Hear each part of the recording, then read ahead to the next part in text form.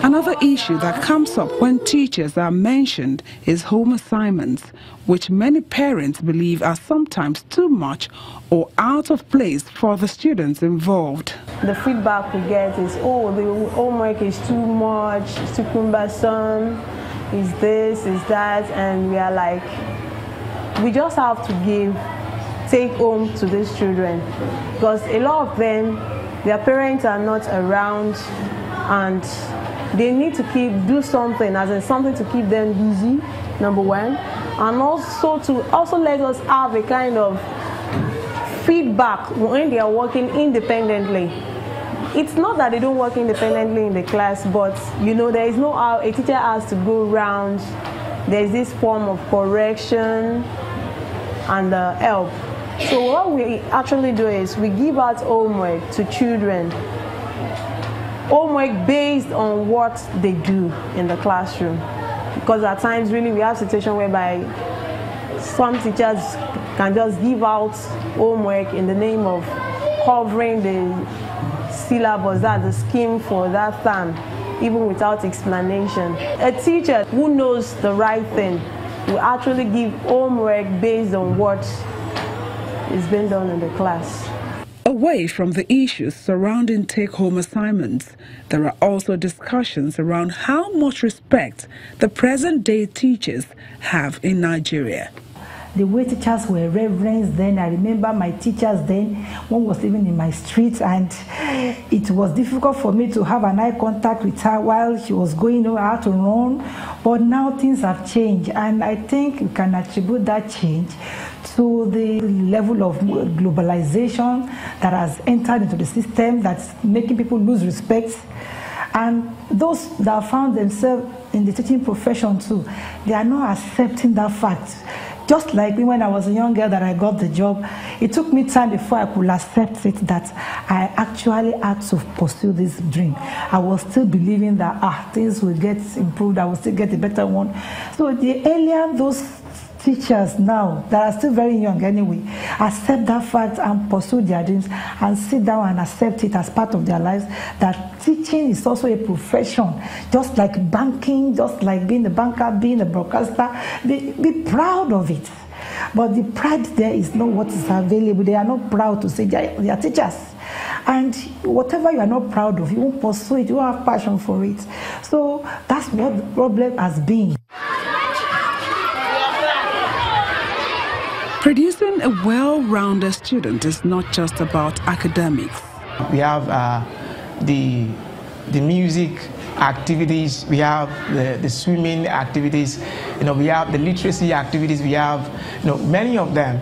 But we discovered that parents are neglecting these sides, basing everything on, all right, the children should just come to school and read and write, and that's all. But education is more than sitting in the class, writing and learning.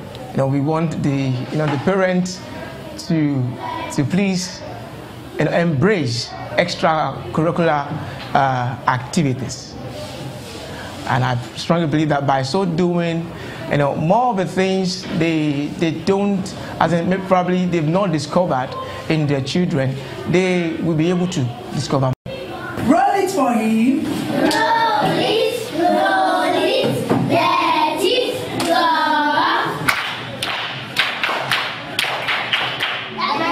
Yes. For all their efforts, the teachers want better welfare packages. The money is bad.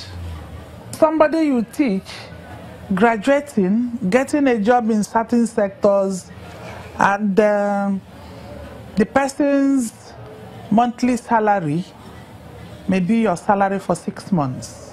I will suggest that there should be some peculiar allowances to help retain teachers, especially good teachers, for the sake of our basic schools, for the sake of our children. There is no professor in Nigeria that earns 500,000 a month? None. But we have passion for this work. A teacher, just like our parents will tell us, or the elders in those days will tell us, that teaching is a profession which we find the reward in heaven. We should get the reward here, and I think somehow we get the reward in heaven. How? Because you are molding destiny. You are molding a total man. If a school pays you 250,000 naira today, and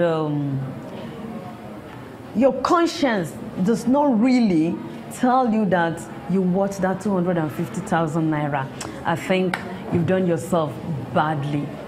You collect the money quite okay, you enrich your bank account, but I think you've not really done well in the life of that child and in the life of that generation. Under is telling you the position of the pencil where under the chair.